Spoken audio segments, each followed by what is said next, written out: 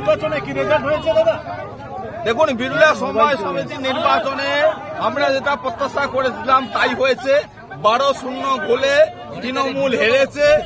আমাদের প্রত্যাশা ছিল এখানটায় তৃণমূল বনাম বিজেপি নয়, এখানটায় নন্দীগ্রামের আইসি বনাম বিজেপি লড়াই ছিল।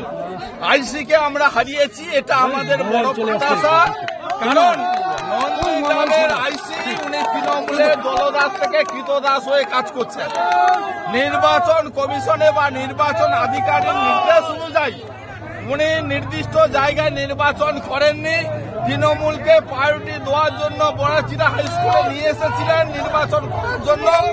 আমরা নির্বাচন আধিকারিককে বলেছিলাম বড়াচিড়া স্কুল কেন, আপনারা যদি নন্দীগ্রাম থানায়ও নির্বাচন করেন রাষ্ট্রবাদী নন্দীগ্রামের সৈনিকরা ভারতীয় জনতা পার্টিকে ভোট দেবে। আজকে সেই রেজাল্ট তাই প্রমাণ করে। ফলে এখানটায় তৃণমূল বনাম বিজেপি নয়, এখানটায় আইসি ভার্সাস বিজেপি লড়াই।